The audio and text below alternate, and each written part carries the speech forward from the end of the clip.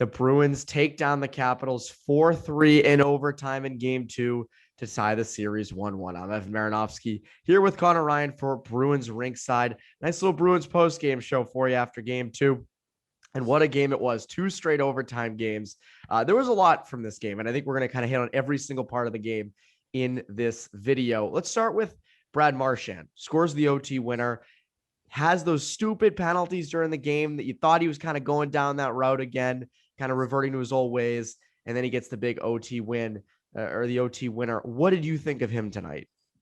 Yeah, I think that was kind of the quintessential Marchand roller coaster that I think you sometimes have to deal with, right? Where you're going to get, a couple of bad penalties here or there. You're going to have a couple of giveaways that are going to drive you crazy. But, at the end of the day, he still is the guy that ends up bearing that one-timer in overtime. And not only is it one monumental just for the Bruins in terms of, tying this series up, considering just kind of how lopsided most of the game was. But it's also, I think, important just for that top line to get more traction and get some scoring going because, even if it was, let's say it was another guy who scored for the Bruins in overtime, you'll take the win, obviously, but you look at, all right, the second line looks pretty good. Coyle looked pretty good on the third line with Jake DeBrusk. You have some guys to build off of.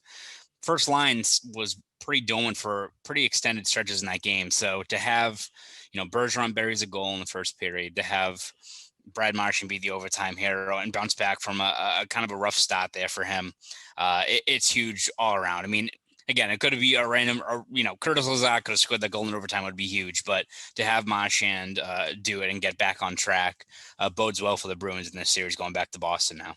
Well, Curtis Lazar's game ended when he got charged up by Wilson and flew into the bench. That was definitely something.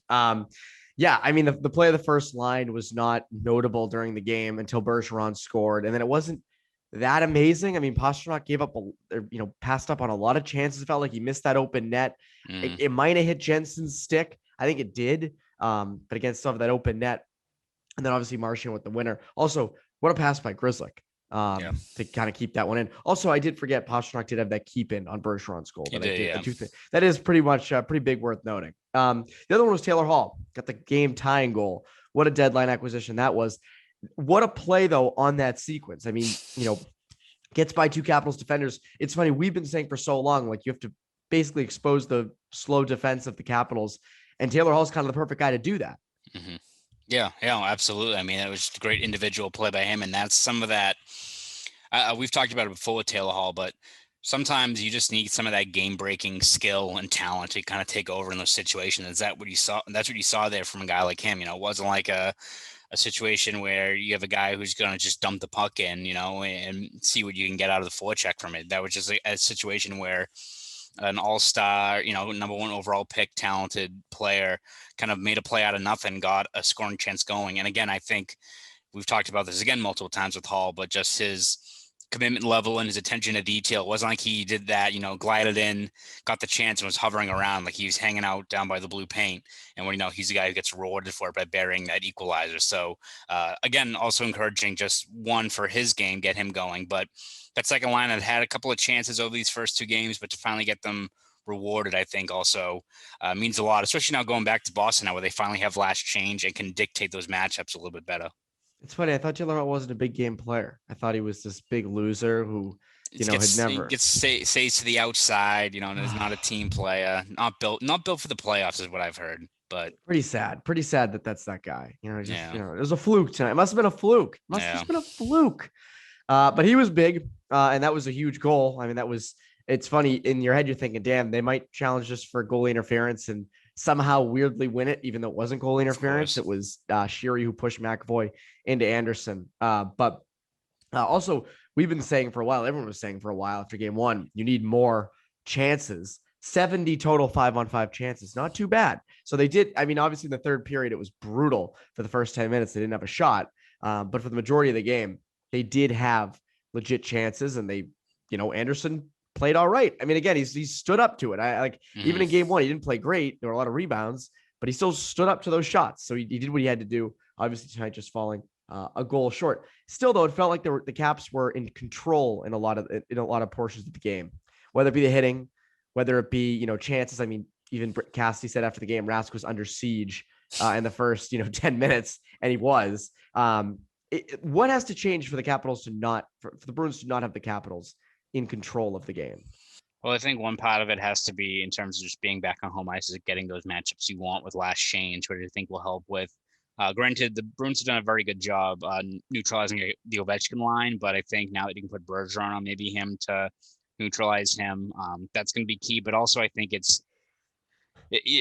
we talk about lineup changes and, having to add bigger guys to the lineup, and you think that signifies, you need guys to knock guys around. But I think you just need bigger guys to clear guys out, because I think that's been a big problem is you're seeing a lot of with Rask being under siege. You've got a whole bunch of guys in red sweaters in and around grade A ice, not getting moved around. And that's what's leading to, I mean, how many the Capitals goals have been off of either bad pinching or crazy deflections, right? A lot of them have come off of stuff like that. So whether that's a guy like Tenorti getting in the lineup, whether that's inserting a guy like Frederick in the lineup on the fourth line, just as a guy who's a little bit bigger, I think that can kind of go a long way to kind of neutralizing it. But I mean, we look at this series. First of all, my Bruins in 5 prediction still there. Still could happen. However, I think we can all agree that it's going to be it's going to be quite a few 1-goal games. I think it's only going to get tougher from here. I mean, who knows what Kuznetsov is back or Samsonov or one of those guys for the Capitals, but matchup wise, it's going to be a battle. I think a lot of it's going to be getting guys to clear them out of that grade A ice, which easier said than done. Hey, as long as the Capitals don't get Scott Wedgwood, the Bruins will be fine. God. Keith but Kincaid. No, yes, Keith Kincaid. But I agree. I do think that is a huge thing for them. I mean, again, just clearing guys out. You look at the second goal for Rask. I mean, it's just a shot through a bunch of people. Should he have that? Yeah, I said he should have had it. I mean, you should kind of be down on the butterfly for that, not let that go through your legs, but he didn't really see it. So again, clearing guys out in front of him. Another thing I do want to mention was the play of Charlie McAvoy, which you tweeted out. 26:44 time on ice. I just lost your tweet. Isn't that awful? I had it up and I went right off. It was a lot of fancy numbers, Evan. It was a lot of fancy numbers. 64.71 Corsi 4 percentage, which is great. +4, 5 shots on goal, 5 hits, almost 4 minutes of time on ice, shorthanded. Great game for him. Also, Connor Clifton, another one. Connor Clifton came in, went up against that Ovechkin line for the majority of his minutes, and he did fine. He did well. So on the back end, you're getting that play from those guys. Again, not clearing guys out of the front of the net, but McAvoy looked like a Norris Trophy candidate tonight. And I almost said so did Clifton. Clifton was a formidable shutdown guy. Did his job. Did his job. So you look at McAvoy, obviously we're not really surprised with that because that's kind of what we've come to expect. But does Clifton stay in the lineup depending on what happens with Lozon? I don't see any reason why you are going to take him out now. I mean, we'll see what happens with Kevin Miller. I mean, that's one we have to weigh. I think, the Bruins love Kevin Miller, love what he brings, but he was not that great in this game. And this is a series you think he'd be good at in terms of just being a guy who keeps it simple, clearing guys out, but hasn't really been the case. So I don't know if that's a situation you bring in a guy like Tenorti or what have you. Maybe we'll see if it's just if Lozon's back and you just slot in Clifton there on the right side. So it's going to be a lot of mixing and matching, but they do have to, they're not asking for guys to reinvent the wheel there. They just need guys who are down low, who are keeping track on the Capitals forwards down low. And most importantly, again, clearing them out of grade A ice. That I think is going to be the biggest issue and the easiest way to avoid so many of those tips, deflections, rebounds that are going to cause trouble in a series like this, where again, most likely there's going to be quite a lot of 1-goal games here. So you can't let any of those deflections get past you.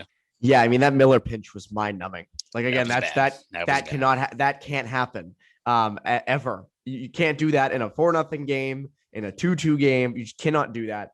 But again, you do need the added physicality.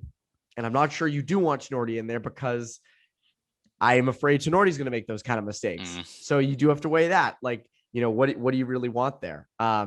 And again, you want Miller to kind of even out the physicality aspect of things. And I guess, we're not really used to Kevin Miller making those kinds of mistakes. Yeah. So it's what do you do there? So that will be something to watch going into game 3. Rask, the second goal obviously wasn't great. But again, as Cassie said, under siege for the first part of the game, made some huge stops early. I mean, I think you only leave that first period 2-2 because of Tuukka Rask and how well he played.